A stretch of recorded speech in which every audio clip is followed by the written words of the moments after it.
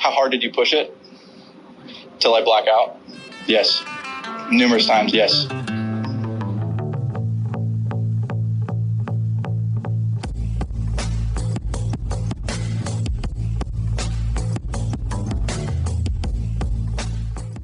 What's happening, Municipals? This is your boy, Big C. No Ashton today, but we do have a returning special guest. My boy, Matty Brown, ex-mayor of Gearhart, owner of Manzanita, also runs the pro shop out at Highlands and the golf course at Highlands out on the coast of Oregon. What's happening, buddy? It's been a minute since we've had you on. Yeah, it's great to be with you, Big C. Lots of rain going on. Not much golf, but lots to talk about. That's for sure. Great Masters Sunday. Yeah, I'm pretty pumped about golf right now. It's the depressing time for us in the Pacific Northwest because we can handle it through February, halfway through March is even handleable, but like the minute we don't get it to let up through the end of March getting into April, I mean, I think that's when the cloudiness and depression sets in for most of us. Yeah, I agree. I remember last year it was really bad, and I thought, God, I can't handle another spring like this, and now it's worse this spring. But I was talking to somebody last year, and we had rain on like up until 4th of July. So if we can get some sun a little earlier down at the coast, we'll be happy. Yeah, I mean, I remember we did have a pretty long summer last year. We had good weather until the end of October into like middle of November. So that was nice. I mean, even if we do get the rain coming for a little bit longer, if Mother Nature can give us a long summer, that would be epic. But I'm not ever going to hold my breath with the Pacific Northwest. You just never know. Never know. Well, as a guy that is a PGA merchandiser of the year at one point, one thing I wanted to talk to you about, and it's a big topic in golf, who knows if all the, different bodies of golf are going to jump on this or how it's going to pan out by 2026. But I wanted to talk to you kind of about the ball rollback. I know you are on staff with Titleist, and Titleist had a very strong opinion about the ball rollback. I kind of want your opinion on how you think it's going to affect the pro game, but really I want to know how you think it might affect the actual retail space if it even goes that far. Yeah, that's a great question. Yeah, first, I am on staff with Titleist, and Titleist has been very outspoken about not rolling the ball back. And I I went to the Titleist Partners Conference in 2018, and we had a big presentation about not rolling the ball back. We went to visit the ball plants. We did looked at all the R&D and all the technology, and Titleist is definitely the best ball in golf. It's just a great the way that they do things is just amazing. Their staff is amazing. But I do think that my opinion of this might be not real popular with Titleist, so I hope this doesn't get out. But I honestly have always thought this way. But I do believe that top tier professional golf should have a different set of rules than the amateur player, and I liken it a lot to baseball. And to be honest, if it was up to me, I'd say PGA guys got to use persimmon woods and old Bellata balls. I mean, that's how old school I would probably go. Everyone has to have blades. Because I mean, there is a romanticism to golf like there is with baseball, with the wooden bats and everything. I mean, can you imagine if, Major League Baseball had aluminum bats and they were just dinging home runs all over the place? It'd be kind of like the steroid era over again, where it kind of loses something. Um, but I do feel that most professional sports have different rules than their amateur counterparts, right? So basketball has a different size court, different 3-point line. Same with high Different size school, basketball. different, yeah. Depending, yeah, exactly. I mean, I do understand the argument of you know, one set of rules, which golf has had. But even that's changed a little bit, right? I mean, there was the weird wedge rule for a while where certain players could play a wedge with different grooves than other players, and they kind of grandfather that in. Um, so there already is kind of a what do you call it? Bifurcation of the rules. So if it was up to me, I would say let's take it all the way back. Let's go persimmon. Let's make it fun because the best players are still going to be the best players, right? As far as PGA professionals, like on my level, um, I don't know if they would say, okay, well, even the local head pros and PGA tournaments and stuff have to roll the ball back. I mean, I got no problem with that. Everyone's playing the same ball, and I don't hit the ball very far compared to a lot of my, a lot of the guys in our section. We've got some great young guns now in our section that really do hit the ball well. But I mean, we're all going to be playing the same ball, so I don't have any problem with that at all. I can understand why manufacturers are probably like, hey, let's not roll the ball back, just like they don't want the drivers rolled back or anything else, because there's definitely opportunity to sell balls, and they would fear that change of, oh gosh, what's going to happen. But I don't see it being a big problem. Like these type of things tend to feel really scary until they happen, and then you're like, oh, remember that wedge thing that happened a few years ago? Like that didn't do anything. Um, I, I kind of feel the same way here, but something has to be done, and something I agree with Tiger and Jack that it should have been done a while ago. Um, and it's not even so much like golf courses being out of date, which I think is a problem. Um, but it's just the trajectory is just continuing to get higher and higher, and I yeah, like I said, I'd go back to persimmon. Yeah, my big thing, and I hate the argument that they're more athletic and they're stronger and there's things going on there. Yeah, that's also true in baseball. Those guys are stronger, they're more athletic, they go about the kinetics of their body differently than they did when Babe Ruth played. I mean, Babe Ruth would smoke 10 packs, of cigarettes a week and drink 20 beers and go out and hit some dingers. Like that was the game back then. But with the equipment on top of them being more athletic, it's just getting to a point where it's creating an issue where us as architect nerds and guys that really love to see some of these, courses that were built in the 1800s that don't have Augusta fuck you money where they can like buy $3 million worth of property to put one tee box.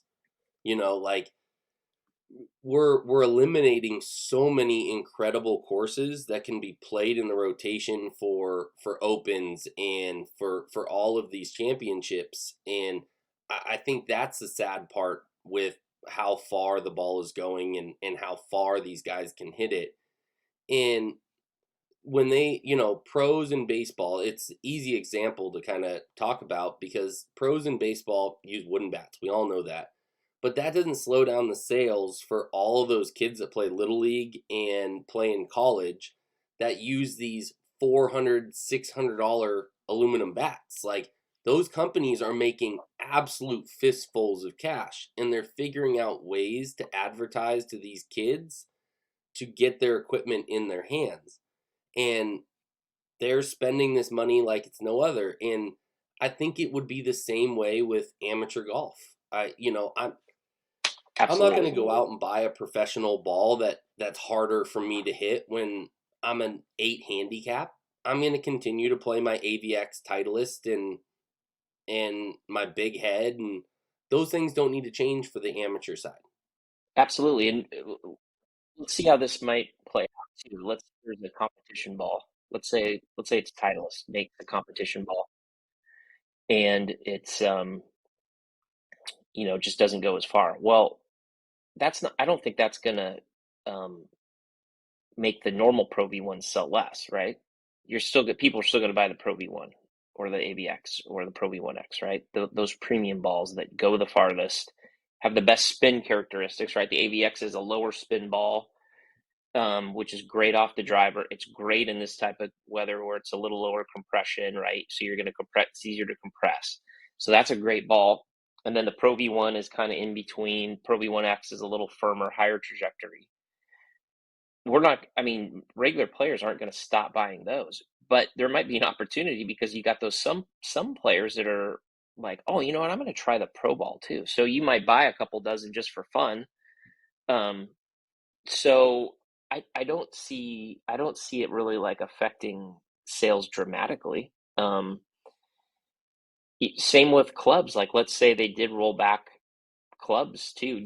I don't know if you saw that interview with Billy Horschel, but he was talking about they were talking about the rollback, and it sounded like he was in favor of a rollback with the ball, but he was like talking about equipment, and he was saying how like on his Titleist driver, the T mark is right in the sweet spot every time. Like he's very precise. He hits a sweet spot.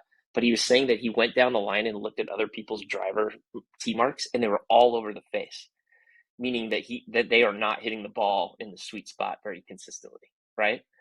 So that really made me think about the persimmon again, and I was like, because I love playing with. I'll go out and play with persimmon quite a bit, especially when I'm playing the Highlands or Manzanita, some of the shorter courses, or I'll take it out to Astoria or Gearhart, and you got to be precise on that thing. But when you hit it in the screws, it actually goes pretty far. And so that's kind of what he was saying. It's like, I've got this 460 driver, I'm hitting it in the screws every time, but these other guys aren't, and their distance is about the same, right? So what would happen if we went to it could still be a metal wood, but what would happen if we went to back to a 300cc driver or something like that? So, like you were saying, to me, the baseball is probably the best analogy of it, right? It's just like, let them play with equipment that's meant for that level, and then let everyone else play with whatever they want. I don't care if they lift a couple limits on stuff for amateur players, depending on what's going to make it more fun for them. Yeah. And you're always going to get those aspirational guys that want to play in mid-ams or want to play in US AMs to qualify for US Opens and stuff. And those guys are going to buy the equipment that they need to practice and play with, to play through those to get into the US Open, knowing that they're probably going to need to play the pro ball and they're going to play a smaller head if they go that route and things like that. So you're going to get guys that are going to buy that equipment and that are going to use it because they want to, perform and play in those level of tournaments. So there's going to be that differentiation between guys that are trying to play at that level and guys that are just weekend warrior golfers, or guys like me that play 50 rounds a year that aren't really playing in professional tournaments or playing in any sanctioned tournaments. And there's room for all of it. And I think, like you were saying, if Tiger, one of the quotes he had during the Masters was he took out his persimmon to his country club back home, and he was hitting it 290 with his persimmon. And Totally. that's because he's like Billy Horschel. Him missing the sweet spot is like a millimeter inside or out. Like it's so minuscule, it's ridiculous. But you've got these big swingers nowadays where they've grown up with these equipment. A lot of the 22 to like 26-year-old guys on tour that never ever saw a small head like we did when we were growing up. I mean, I remember my first Dunlop spoon driver, and that thing was steel shafted, and the head was the size of most people's 7-woods now. Like That's awesome. It was tiny, and that's what I learned how to play golf with. And so, you know, these guys on tour, these kids that are coming up through, they're the ones that are more worried about it because, like Billy said, they're hitting it all over the face. You shrink that head up, those guys are nowhere near going to make a tournament. They're going to have so many issues there. And if you put them in blades, take them out of the more forgiving heads for their irons as well, you're going to have a lot harder guys to play. And that's why guys like Adam Scott and a lot of the guys have been on tour that grew up playing blades still play blades, because you find the center of the face, they're going to do pretty much the same thing as a cavity back. You know, it was interesting because a few years ago, you know, when the USGA started changing some rules, right? So they changed the pin has to be in, or pin can be in, and then they changed the drop rule as well. And they've changed a few other weird things too. Like you can't go play golf by yourself and record your score, which is kind of weird. Because I love playing golf by myself, but if I can, you know, I can't record the score. But I was thinking back then that at that time that the PGA itself should come out with its own set of rules for professional golf and get rid of some of those weird rules. I think the drop rule is pretty dumb, dropping under your knees or whatever it is, because, you know, I remember growing up with, you had to drop it behind you, watching old tournaments driving behind you, which I thought was cool. like that scene in Caddyshack. And then of course I grew up dropping it from the shoulder width. I think going from the height of the shoulders, where you have the option of dropping from the height of your shoulders to your knees, to the top of your knees, I think is a better drop rule than below your knees.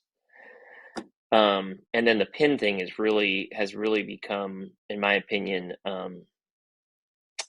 weird when you're playing with a certain group, because you have some people that like it out and some people that don't. It actually creates more time now, because it's like, well, how do you want it? So it's like you kind of have to decide at the beginning, do we keep it in all the time or do we take it out, you know? And then some person doesn't want to do that. So that's been awkward. So I'm okay with kind of relooking at some of these rules a little bit, you know, who administers what. You know, I kind of thought maybe the PGA would just come out with their own set, and then that would be the professional game, and then the USGA can be the amateur part of it. So that would be an option too. Yeah, I mean, I think it's funny. Stats have come out that you make more putts if the flag is pulled. It's just there's a million different stats out there that tell you that your ball is going to end up in the hole more often with the flag not in. That's why people used to tend wedge shots, because it could ricochet right off that guy, where if it goes in the cup and bounces out, you're more likely to just land an inch from the cup. So, because you got to hit the very center of the pin for it to go in, right? I mean, that's the whole thing. Yeah, and I think it became more prevalent in COVID because we couldn't pull pins. And so I think people got lazy too. I think it was just they got used to it and they were just like, there's no need to do it. I'm just gonna put it into the flag and, you know, call it. And I find myself doing that too, and I don't even like having it in. But if I'm out with my boys and we're just having beers, it's like, oh yeah, let's keep it in. Yeah, and I mean, there's times for that, but like if I'm playing a real match and I'm playing with a guy that doesn't like it pulled, I'm like, so I got to hit my putt. He's got to stand there and tend it, then put it back and hit his putt. It's just, it's tedious. And, you know, little rules like that, it's like, why did we even need to change this? Like, why? Just keep it always out. And if amateur golfers want to keep it in when they're playing with their buddies, nobody's looking at you. Nobody cares. Like, keep it in. But if you're playing in a tournament, make it equal so everybody's got to do the same thing. Like, pull it out, call it a day. It's the same thing we're talking about with the ball rollback and things like that. It's just like the PGA should set their own rules. If you make it to the professional level, you like it or you don't, you should have to play by those rules. I mean, you don't ever hear a baseball player complaining about having to switch from metal to a wood bat. You don't hear quarterbacks in the NFL talking about how the ball is so much bigger in the NFL from college. Like, we know it's bigger, but not one quarterback ever says that they have a harder time utilizing the equipment because it changes from one level to the next. It's like that in almost every sport. I would say one of the only sports that's you don't see that is going to be a sport like hockey and tennis, where it's the same court, same style. I mean, court changes in tennis, but same everything in those two sports, and it doesn't really change one to the next. But every other professional sport in America, including basketball, different regulations when you get into the professional level because they make it harder. You have a smaller ball, it's easier to put in the hole in NCAA for basketball. They make the ball bigger because it's harder to put in the basket if the ball is a larger diameter. So, well, and I wonder, how much of this is really some, people really wanting to hold on to the power as well, right? Because the USGA is a very powerful organization. They've got powerful people in there. The RNA is the same. Nothing against them, but they've been the guardians of the rules for a long time. But even those rules were different. Remember, I was just watching an old Shell's Wonderful World of Golf the other day, which are the best thing to watch on YouTube. And I was watching, it was George Knudson versus, I can't remember who he was playing, but they were playing, I think, somewhere in South America. And at the beginning of the match, the rules official was like, which ball do you want to play, the bigger ball or the smaller ball? So they had like that RNA smaller ball for a while, and they all wanted to play the small ball. I think Sam Snead played in it too, but yeah, I think it was Sam Snead. So, but they elected to play the smaller ball. So there's always been kind of different rules and stuff. But I think there's a place for all those organizations. PGA can have their rules, the USGA can have theirs, the RNA can have theirs. They can, they can protect the amateur game. There's got to be some kind of compromise out there. But change is difficult, right? Especially for golf. And they are professionals and they will adapt.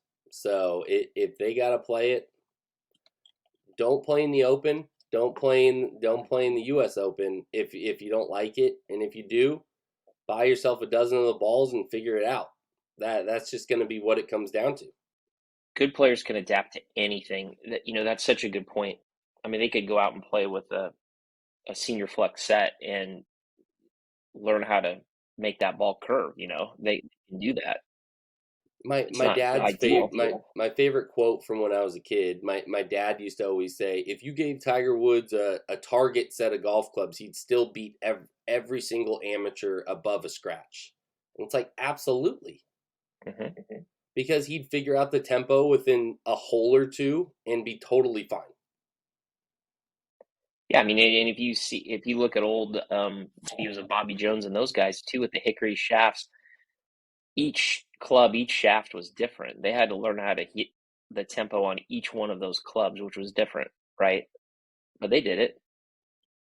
Yeah. And I mean, look at the success of a lot of those guys from the early 1900s, through the 70s and 80s. I mean, you didn't have the different flexes and different head styles and everything until we got into the 80s and 90s, and those guys adapted, figured it out, and made it work.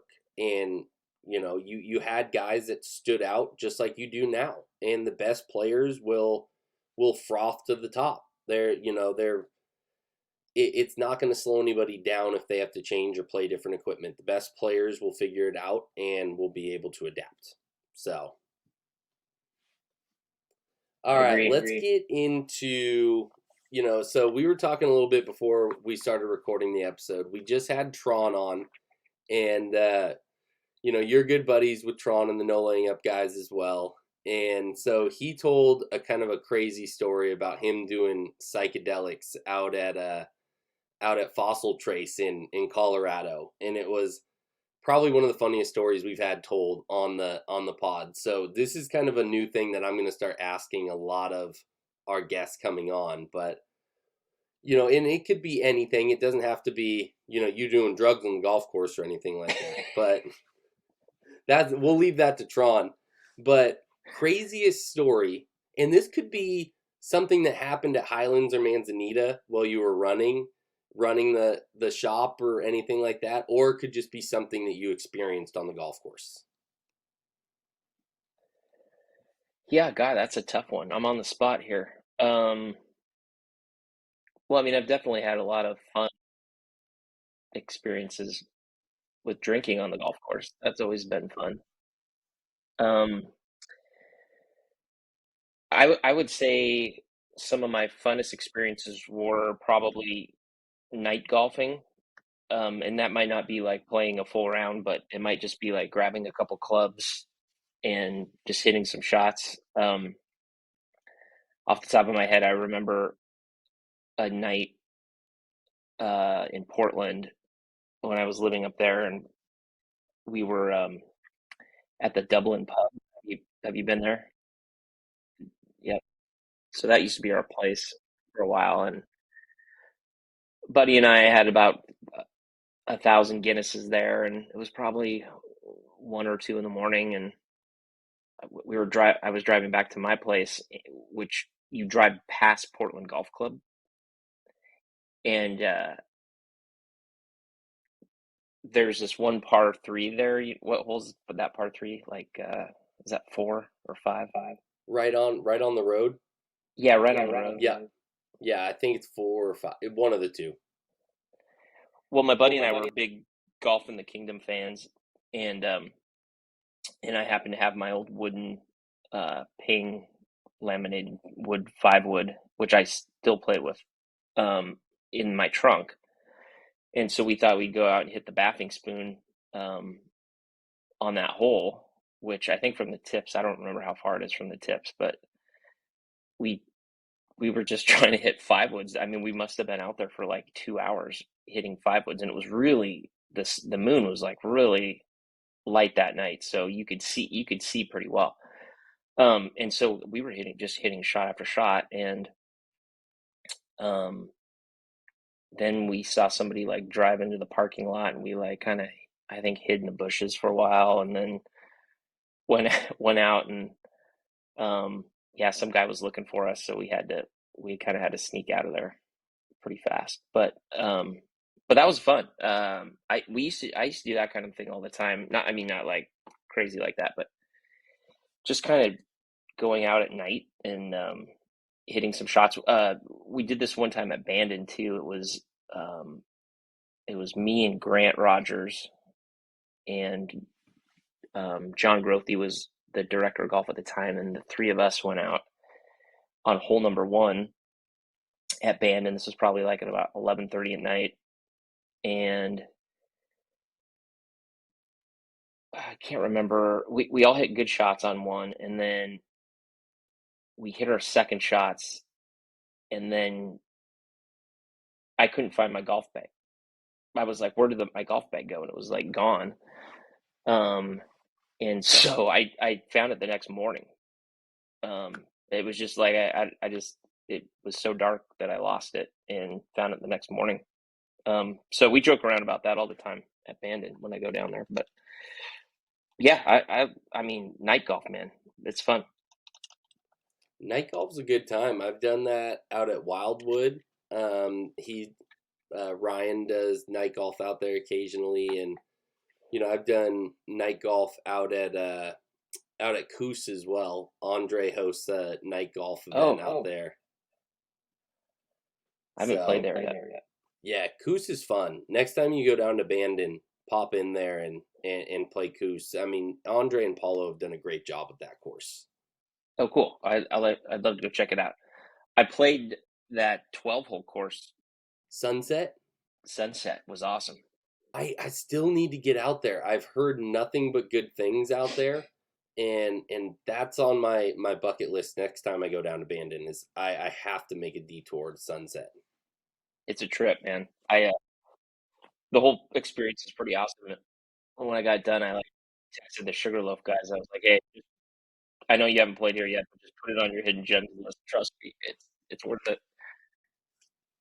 I think it's on there too. We had him on the pod a couple months ago, and I was asking him a little bit about that, and he was saying Sunset was one that really stuck with him, and I told him next time he comes out here, I want to take him out to Laurelwood down in Eugene.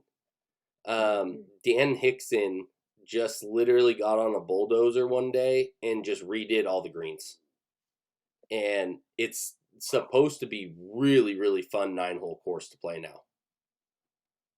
Oh, I'd love to get down there and play that. Oregon's got so many cool 9-hole courses. There really is. I talk about Killarney West in Portland all the time. It's a trip when you drive out there because it's kind of in its own, land and world out there. And, very particular type of people, but it's one of the weirdest and quirkiest courses like anybody could ever play. It's super fun. I love that place. Yeah.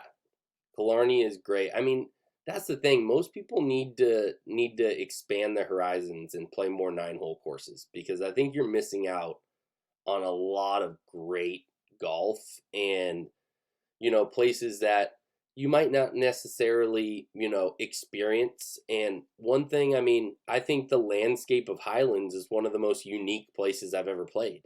It's kind of wedged into this tight piece of property, but it creates such unique holes in very, different ways of playing golf. And I really love that about Highlands. And then what you were telling us last time you were on with Manzanita, you hearing about the square greens on the East Coast, and you were like, screw it, let's do it out here in Manzanita. Let's bring the square greens to the West Coast.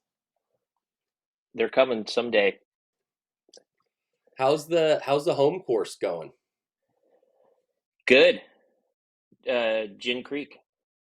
Yeah. I saw some pictures you posted about it, and it's looking pretty good. Did you just have your Gin Creek tournament out there?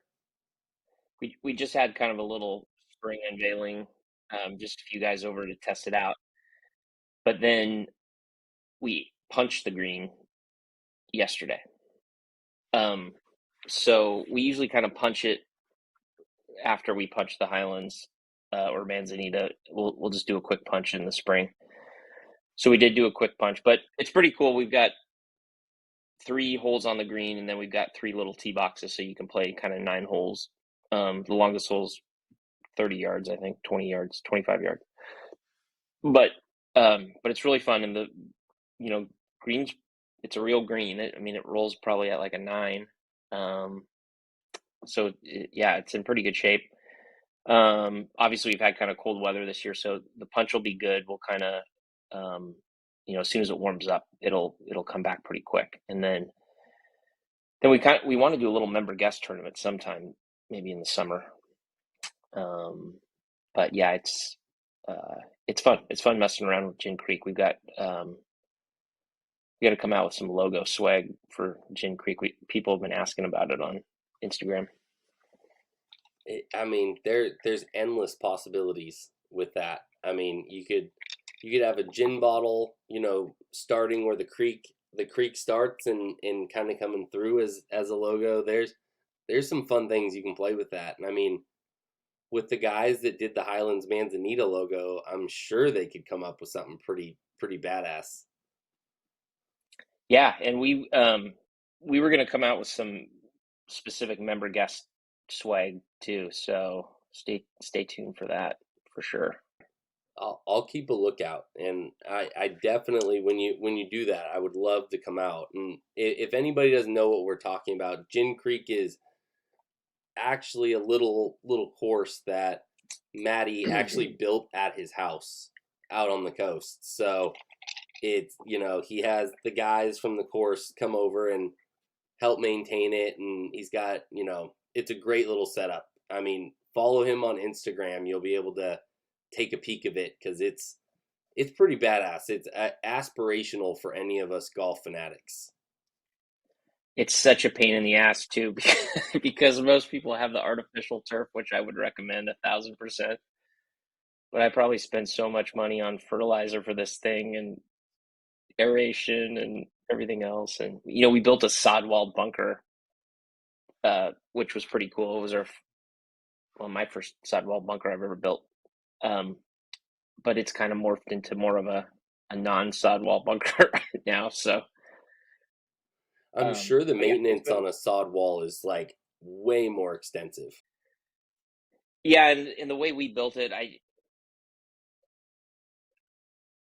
think we actually built it pretty authentically, but it did get a lot of rain, and it kind of the sides kind of melted together, so we just kind of flashed it up. But we might redo it.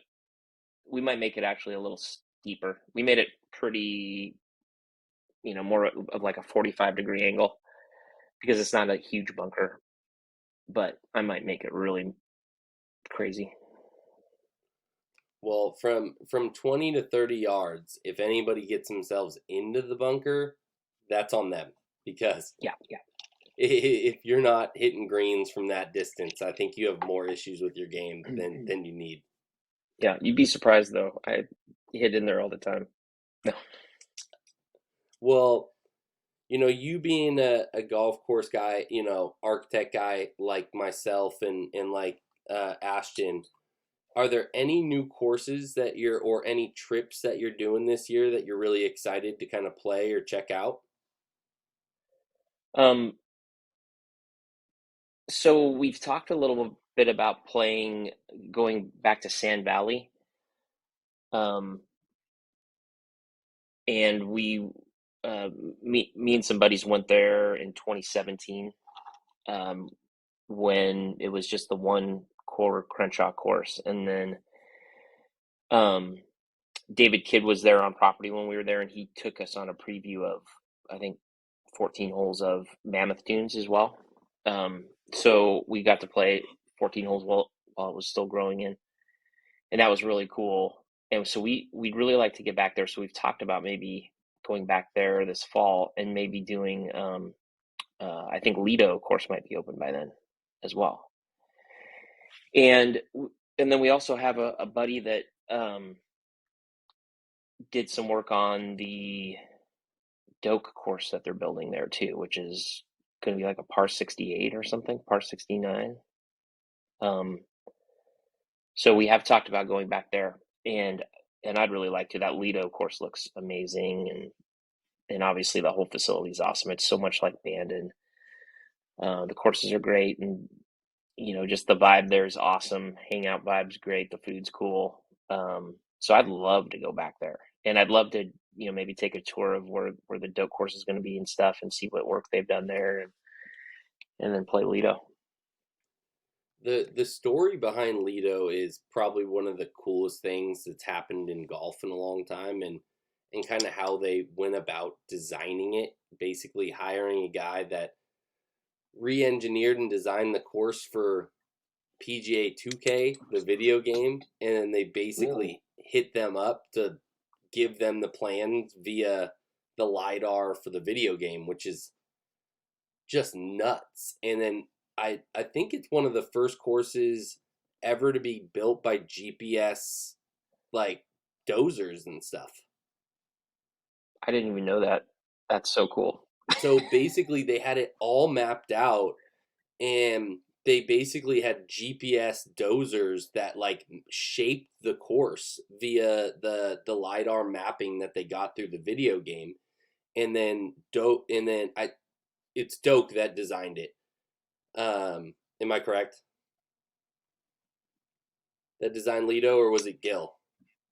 I'm It pretty might sure be it was Tom Lance. Doak. Well, I think Doak's doing the shorter course, but I don't know if he did the Lido. One of those guys. I don't know. I don't know why, but I'm thinking Doak was the one, because I could have sworn that I heard him talk about it Yoke with Doak on the fried egg. He was talking about the Lido. But anyways, basically he went out there and then accentuated some things. So that, you know, they built it, and then he went out there and he goes, I actually think in the original Lido this was way more aggressive. So he was adding like an extra 4 or 5 feet to some of these greens to make them like high pedestal, like mesa style greens that you're basically hitting 40-yard tee shots 40 to 50 feet in the air. And he just basically accentuated some of the stuff that he thought was more, you know, relevant to what the Lido actually was. But the majority of the course was designed by a LiDAR video game system and GPS backos, which I think is just like... That's mind-blowing, right? But that would be the way to make it as close to the old one as possible. Yeah. And the guy that designed it, I mean, the amount of extensive research that he put into it to, you know, with old photos and some maps that he was able to get, and then actually visiting the original, you know, landscape, even though it's not exactly, you know, there's still a Lido golf course out there, but it's not the same as what it originally was. But he even went out there to kind of see what some of the water holes would kind of be shaped around so that they could bring that into the design as well. And it's really cool. I mean, for a course that's basically redesigned from the coastal side of Long Island and bringing it into Nebraska is just like absurd and unheard of, and would only happen in 2022.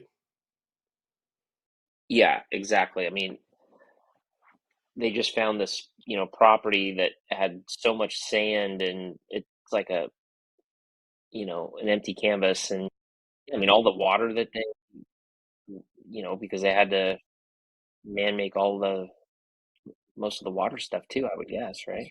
Yeah. I mean, everything was man-made and recreated to be able to create the water carries and all of those things that were what made the Lido, you know, the Lido. So I'm jealous of you, getting out there and, you know, hopefully getting to play it, because it's definitely on my bucket list to get out and play it. I did hear that they were thinking of making it the only private course out at Sand Valley, but I doubt that'll hinder you being able to get out there. Yeah, and I did hear that, and it might be that one, or it might be the other Doak one, something about possibly being private. But I haven't talked to those guys for a while, but I'd love to get out there this year. I don't know if I'll be able to, but within the next couple of years for sure. I'd like to go back there and, you know, maybe play some other courses there too. I haven't played Sand Hills. I have some friends that go and play there a couple times, you know, every couple of years, and they love it. I mean, they say Sand Hills is like the best golf experience they've ever been on. Like the whole trip and everything is amazing. So that's on my bucket list for sure. Yeah, I think my thing this year is I need to finally get up to oh man, why am I blanking on it? Dave McClay Kids Course that he built up in Washington. Oh, Gamble Sands. I haven't played there either.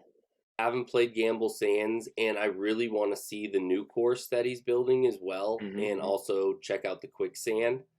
I mean, just the pictures alone are ridiculously spectacular, and it being a very, you know, I guess short drive for us West Coasters, which is like 4 or 5 hours, but you know, being a short drive and being such kind of another mecca of David McClay Kidd, you know, golden design, I definitely want to get out there. I think His second course is reported, I think it should be done by the fall of this year, if not beginning of next year. Yeah, that's cool. I have a good friend who's a golf course photographer, and he plays all over the place, and it's his favorite golf course. He's played a lot of good ones, and yeah, I hear it's just so much fun. David Kidd, when we got to talk to him at Sand Valley a few years back, he talked a lot about some of the lessons he's learned from going through different stages of being a golf course designer, and how Bandon came about, and then he kind of did some other projects that weren't like super favorably reviewed, like Tetherow and the Castle course, and some others. And he kind of acknowledged like, hey, my favorite style is really open fairways and more friendly golf with lots of different angles and stuff. And so I really enjoyed the holes that we played at Mammoth Dunes because they were just really, really fun.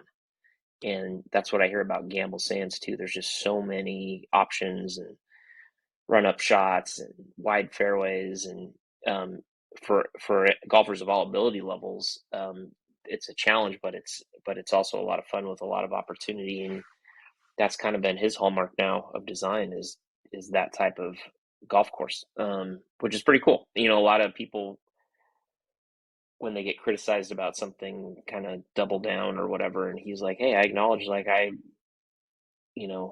still learning this, and my tastes are going to evolve over time. And that's what kind of led to Gamble Sands. So yeah, I'm super excited to play there and then see the new course. What's the new course going to be called? That I don't know. I definitely would have to look that guy up, but all I know is you got OG Gamble Sands, and then you've got Quicksand, which is the challenge course that he built. But yeah, I think one of the coolest quotes from David McClay Kidd is he likes to design a course that old ladies can play it on the ground and professionals can play it high and long. And I think that's a true architect. When you can build a course that a 75-year-old lady can go and whack it around 120 yards and get 40 yards of rollout, and you've got guys that can hit it 300 and have the same amount of fun as one as the other. And I think that's the best thing you can ask for in a golf architect. And there's some other architects out there that design for the heavy challenge, and that's great, and I'm glad we have those type of courses, but we don't need a bunch of Reese Joneses. Right. We don't need all of those type of courses. But when we've got McClay Kidd and Gilp, I think he's in that same boat where his design at Rustic Canyon is one of the coolest designs you can play too, because it's a playable course for all abilities. And I think that's one of the best signs you can have. Well, and I think so many of these guys are such historians too, and they take so much inspiration from St. Andrews and the Old Course. And the Old Course is so much fun to play for everybody. I mean, it doesn't matter what the weather's like. I mean, you can hit putter off almost every tee box if you wanted to. You could play the hole with your putter. You could play it with anything you want, and it's fun. And exactly like you were saying, it's it's wide open. There's a lot of angles, and it just makes it fun. And the contours on the ground, you can play a lot of the contours on the ground. And what I think is cool about modern architecture right now is a lot of these guys have just gone back to old school principles. Golf's not that complicated, right? Why do we got to make it so complicated? Why do we got to have fountains on every hole? And oh God, there's a guy. There's a guy. He's a good guy, but when we took over Manzanita, he just kept. And I thought he was kidding at first, but he kept saying, "Hey, when are we gonna get the pond? When are we gonna get the fountain in the pond on number 9?" And I'm like, "Oh man, I don't think it's that kind of course. We're trying to embrace the Linksy style." But every time I see him, he jokes around with me. He's like, "Hey, that pond. Where's the fountain? Why is there no fountain in the pond?" Because you're not Tom Fazio. That that should be your answer. You're just like, Because we're not in Palm Springs.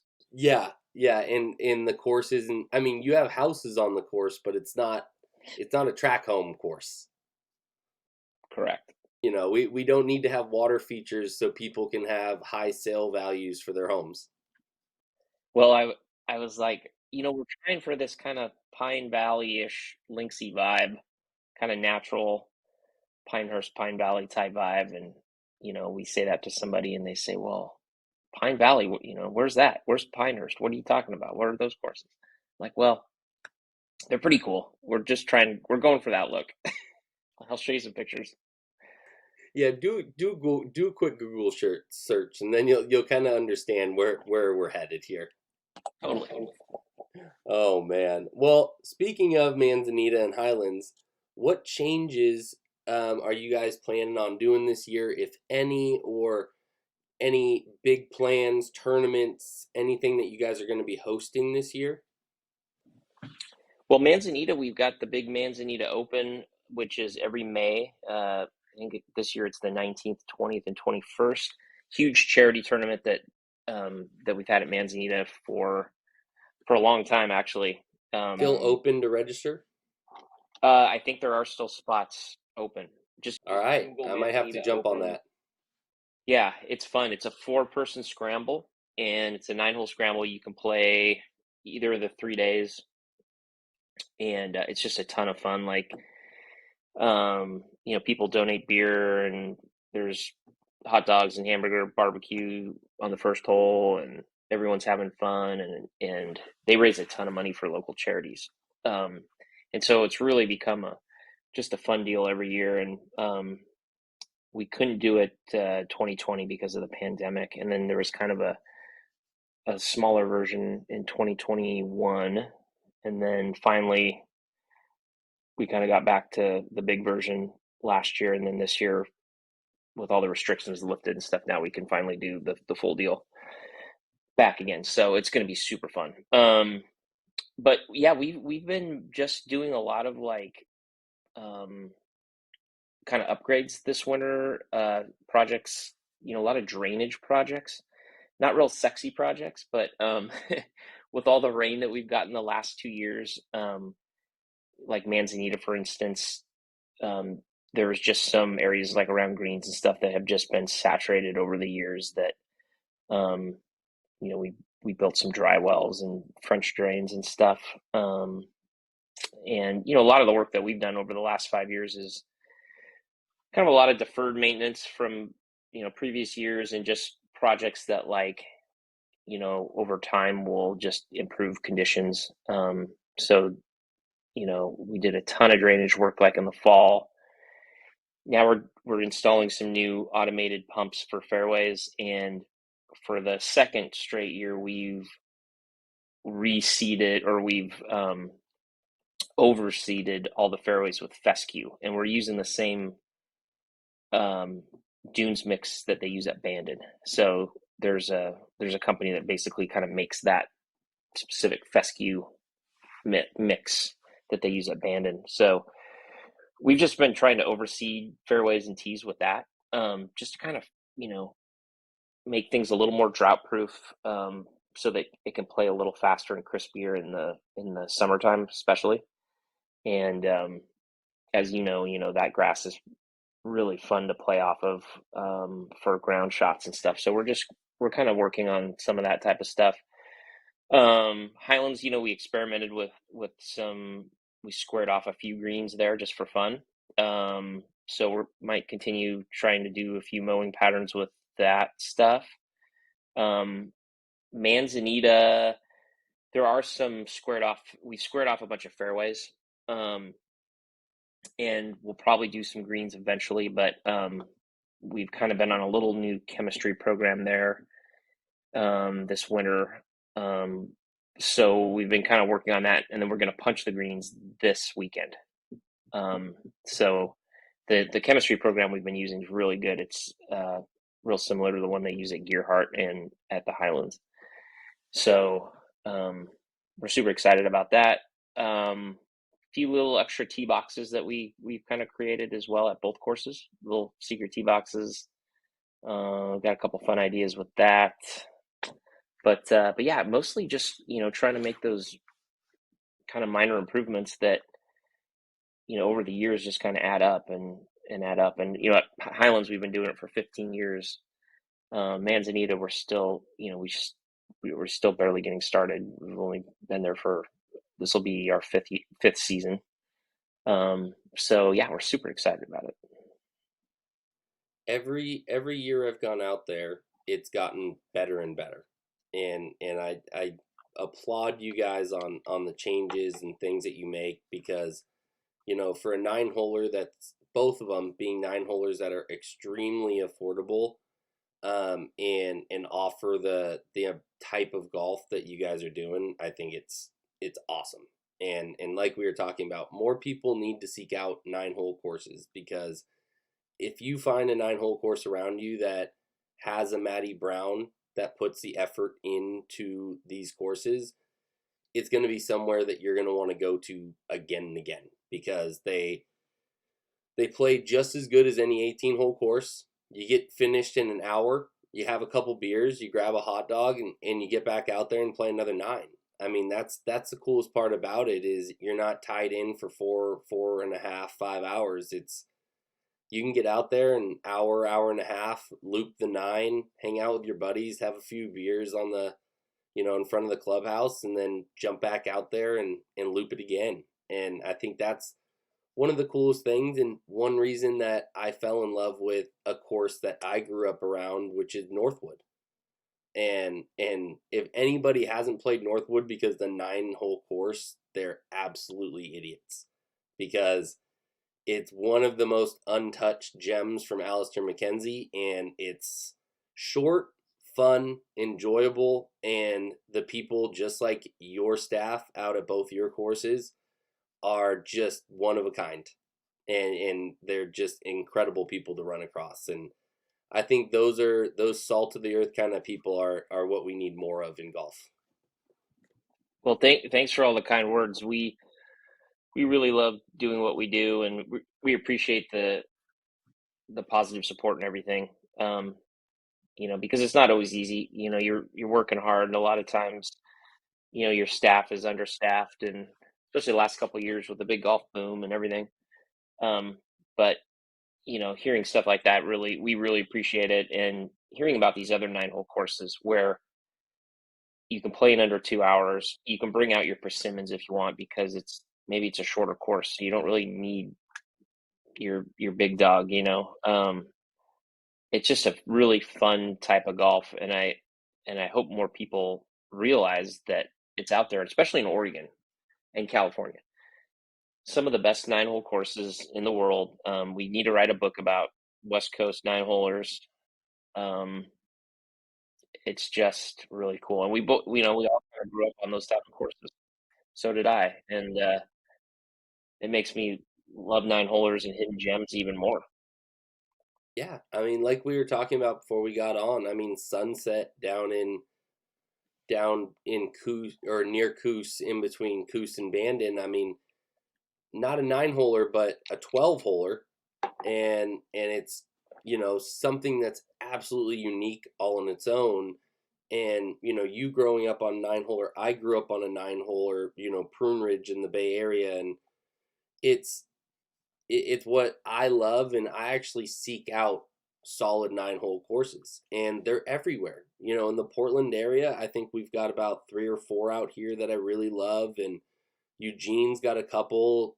Salem's got a couple really good ones down by me as well, and I just think they need to be given a little bit more love for what they are, and it should be an entryway for a lot of people to get into golf too. I mean, 9-hole course is a much friendlier way to kind of learn the game and get yourself wet when it comes to it. It's not as intimidating as an 18-hole course. I mean, when you're playing 23 to 2,800 yards compared to 56 to 68, like, it's a lot less intimidating.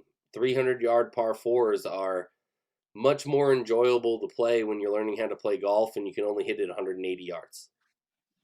Yeah, I mean, it's great for the whole family. I mean, it's like you can bring the whole family out. It's not intimidating. It's not expensive, which, golf's getting pretty expensive. Yeah. And we're running out of real estate. We are. So let's cherish these 9-holers so they don't disappear. Yeah. Well, Matty, thank you, my man, for coming on. I appreciate it. I mean, we took a whole hour here, but it's always a pleasure to have you on. Let's get out soon. One of the next couple weekends, I'm gonna jet out there, and we're gonna get around in at Gearhart. So then we'll go. We'll have to go to the Wall and have a couple meals. Yep, we'll go to the Wall, the unofficial clubhouse of Gearhart, and throw down a couple G&Ts. But it's been great talking with you once again. Thank you. Anytime, my man. Take care. All right, see ya.